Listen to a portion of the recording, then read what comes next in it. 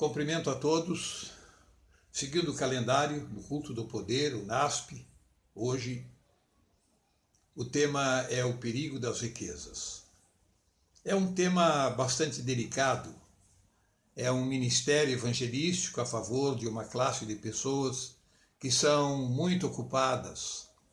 É difícil o acesso a elas. São empreendedores de sucesso, lidam com muito dinheiro e estão sempre cercados de muitas pessoas, assessores e funcionários. Agenda cheia de compromissos e quase não sobra tempo para dialogar e conversar sobre as coisas de Deus. Estes homens e mulheres afortunados são ricos que fazem girar a economia do mundo. Eles são os responsáveis por dar emprego a milhões de pessoas no mundo e são os responsáveis também de produzir produtos, serviços que tornam a vida mais confortável e mais fácil de ser vivida. O Senhor Jesus, em seu ministério terrestre, ele deu muita atenção aos pobres e aos necessitados, mas nunca faltou tempo em sua agenda para atender também os ricos e afortunados que o procuravam. Na igreja primitiva, vamos encontrar mulheres e homens que impulsionaram a pregação do Evangelho com o seu prestígio e com os seus recursos financeiros. A esposa de Pilatos é uma delas, Zaqueu, o publicano, José de Arimateia, Nicodemos, Gamaliel. A lista é muito grande de homens que serviram a causa naquele tempo.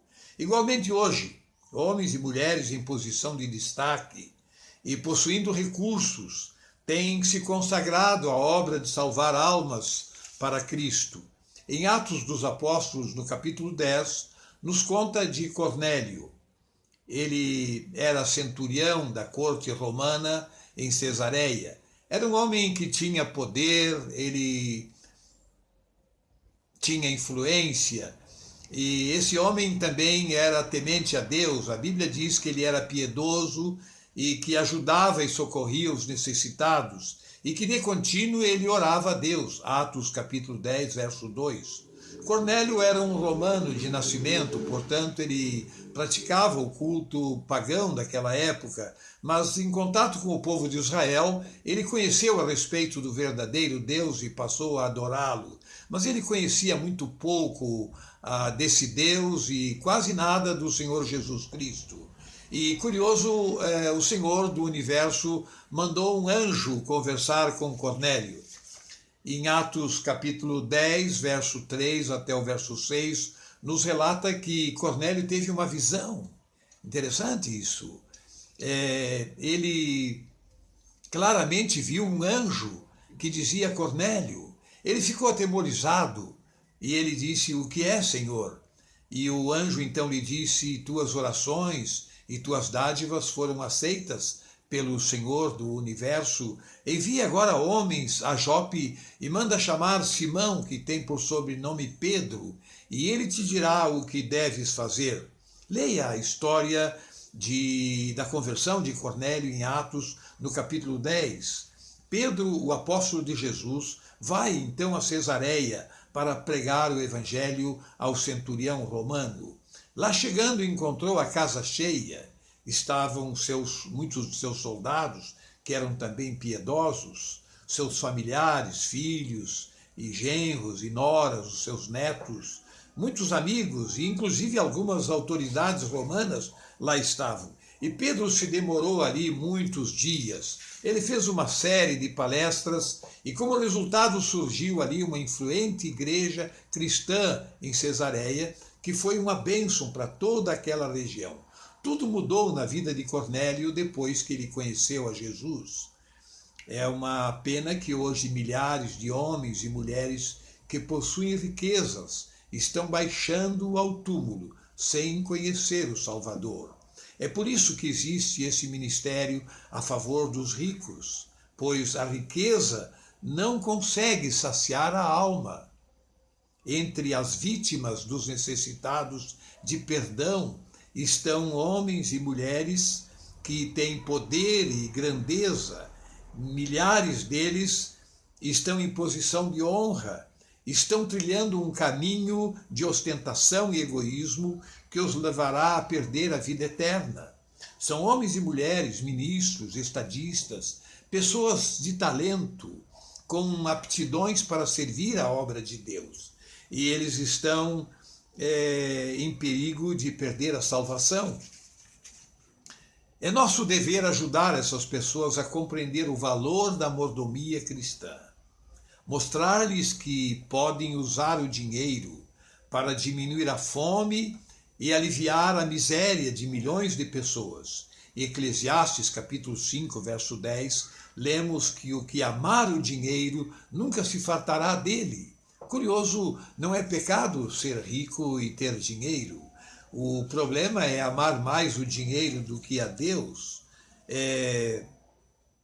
Em Salmos capítulo 49, nos adverte do erro que cometemos quando passamos a confiar nas riquezas.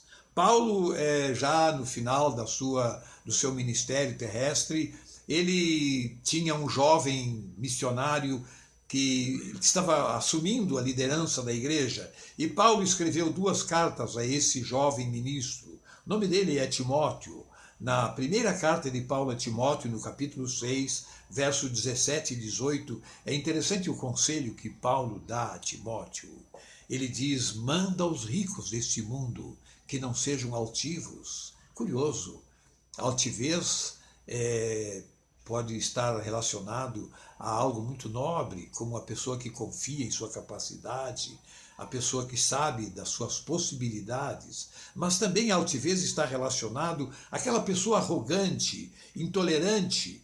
E é por isso que Paulo diz a ele, mas que em tudo confie em Deus. Essas pessoas que trabalham a vida inteira para conquistar coisas, às vezes se tornam irritadiços, é o resultado do estresse dessa correria de vida.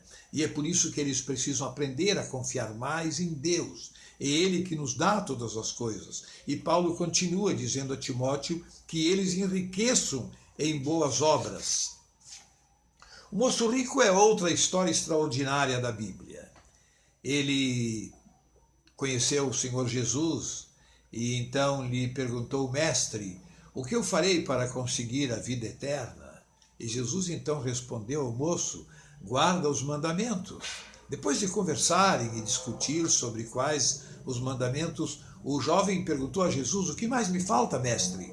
E Jesus então disse: vai, vende tudo o que tens e dá aos pobres, e terás um tesouro no reino dos céus. O Senhor Jesus conhecia o moço rico.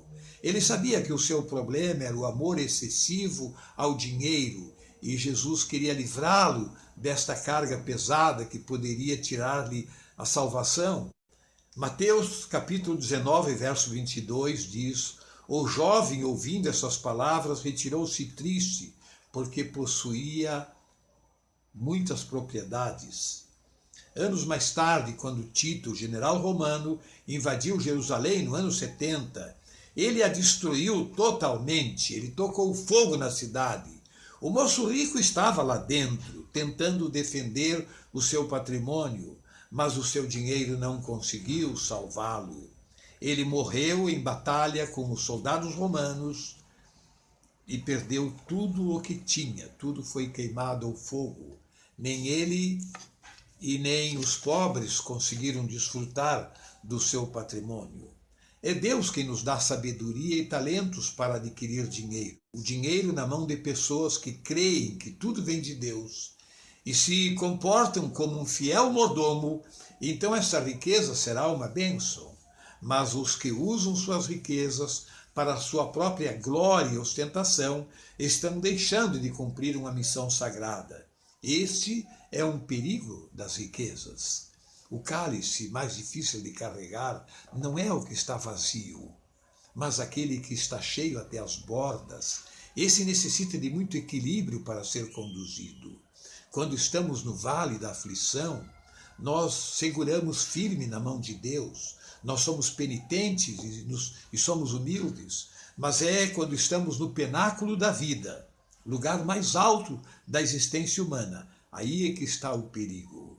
É quando juntamos fama, honra, dinheiro e poder, que corremos o risco de perder a salvação.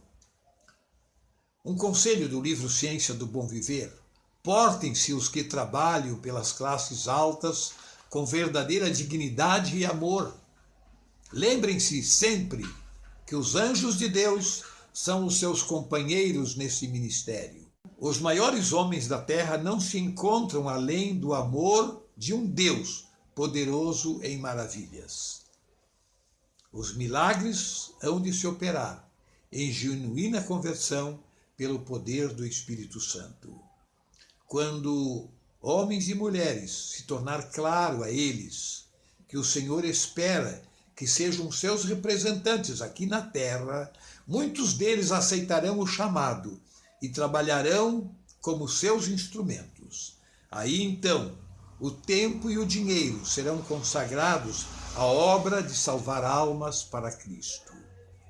Os verdadeiros resultados desse trabalho dos ricos a favor da obra de Deus, só a eternidade vai poder revelar. Cristo é um Salvador ressurgido. Ele ama e quer salvar todos os homens e mulheres deste mundo. Eu gostaria de orar com vocês nesse momento. Senhor Jesus, obrigado pelo amor que tens devotado a nós pecadores. A ti, Senhor, honras e glória. Te suplicamos hoje uma bênção para as mulheres e homens possuidores de prestígio, de poder e de riqueza, e que pelo teu poder e do Espírito Santo, que eles sejam amoráveis, misericordiosos, ricos em boas obras, para a tua honra e para a tua glória.